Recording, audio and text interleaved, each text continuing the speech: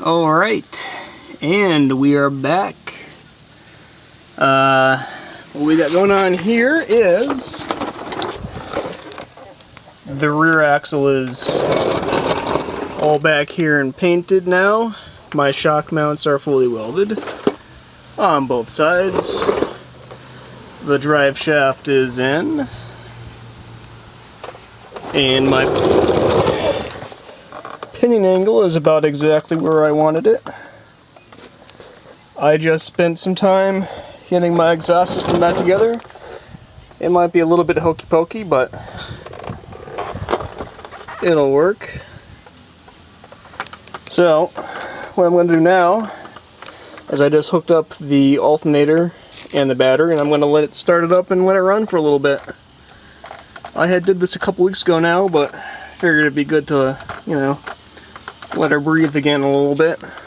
But yeah, it's actually pretty complete. I got the wheel spacers in. Let me swing you around. Wheel spacers are in there.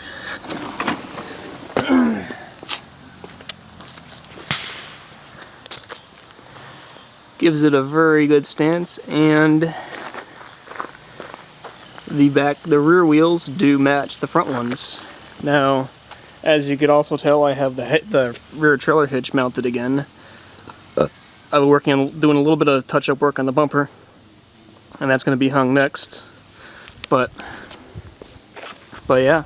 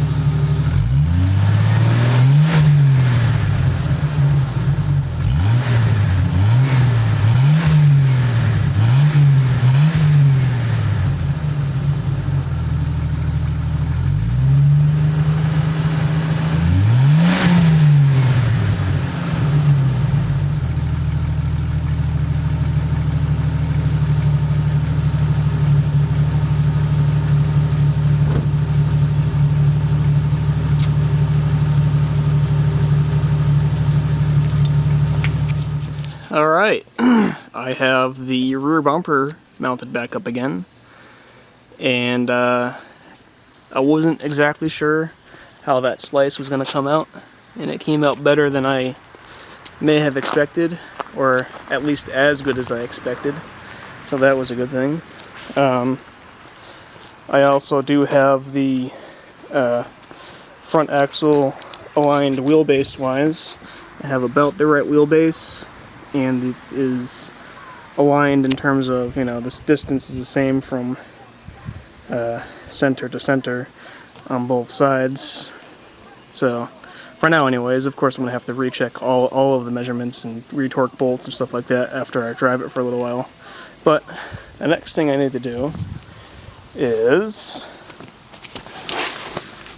refill the diffs with diff fluid.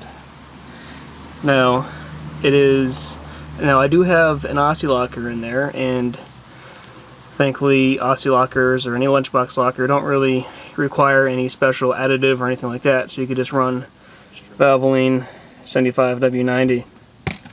That'll work just fine. It is about 2 1/4 or 2.5 quarts. Unfortunately, because of the new angle of that axle, I will have to jack up one side to get my full capacity in there. And right now I am gonna run those stock diff covers, which I will be changing, but I'm gonna run the stock ones first while I break in the gears. Now the gears front and rear are brand new, along with the bearings, so they do need to be, or over time will need to be lapped in or broken in, however you want to say it, so they last a long time. And that is usually between like 600 to 1,000 miles, that's like the break-in period, and then after that you're supposed to change the fluid and whatnot. So that's what I'm going to do. I'm going to run the stock diff covers with just 75 W90 for about maybe say 800 miles. Change the fluid and put on new diff covers, which I will be getting. So let's get to work, I guess. I do have all of the bolts for the diff cover. I just gotta dig them out, and I'm just gonna pop the cover off. Make sure do a final check. Make sure everything's clean. Make sure the mating surfaces for the diff cover and the axle carrier area or center pumpkin, however you'd like to refer to it, is clean. Maybe run a B to RTV so it doesn't make sure it doesn't leak, and go from there.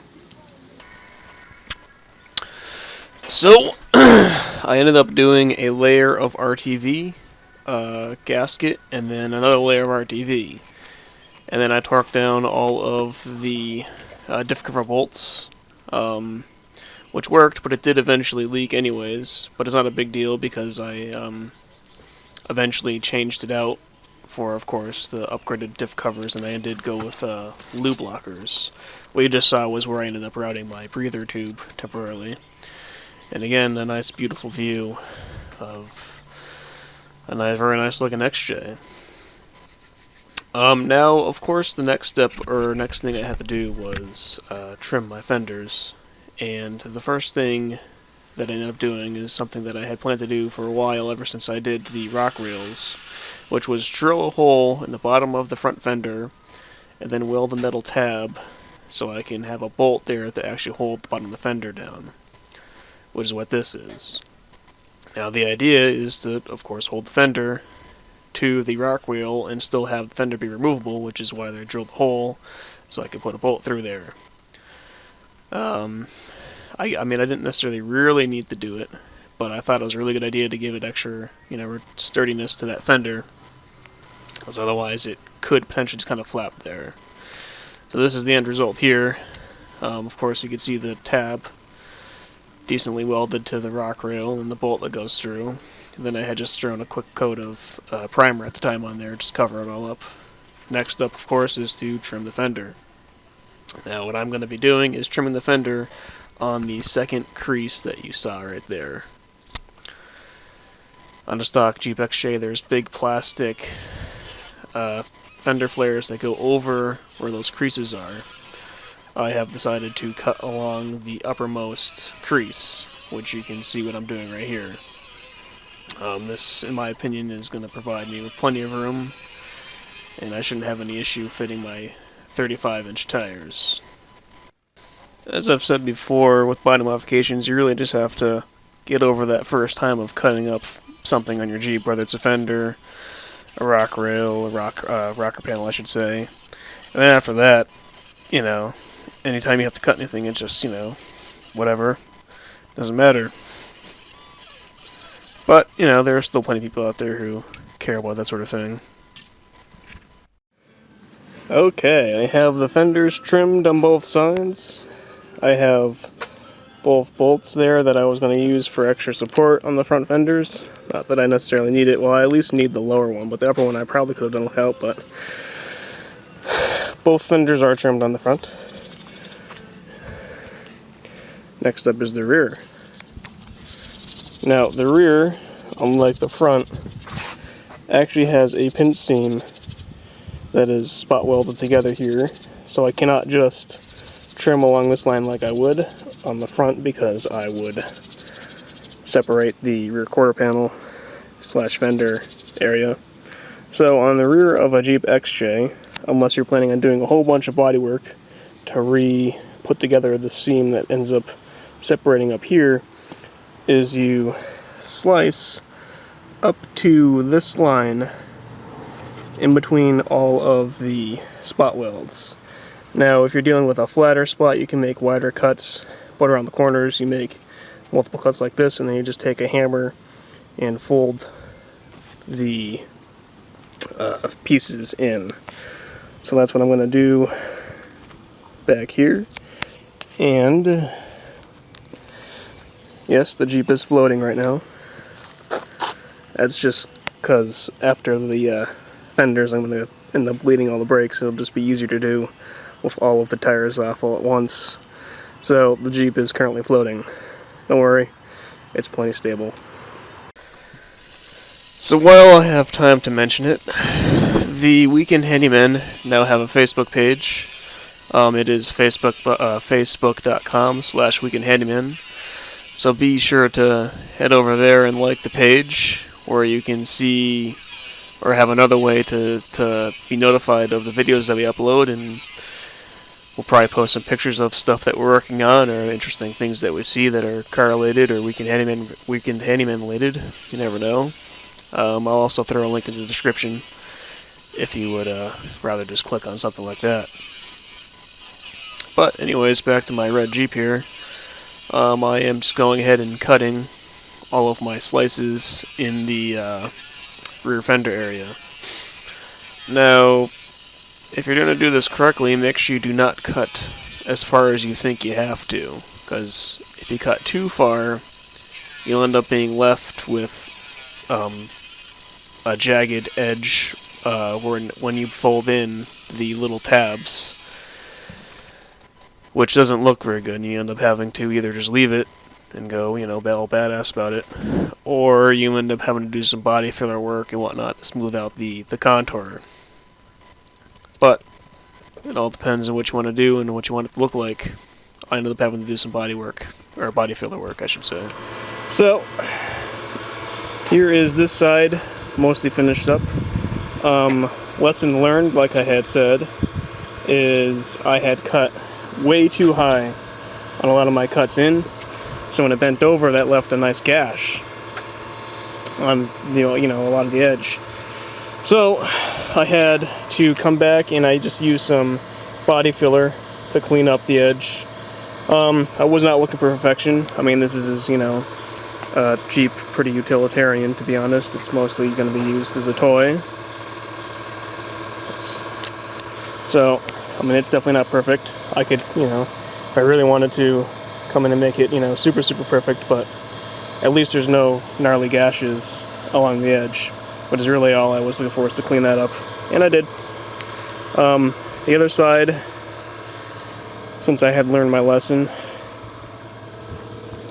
came out a lot better.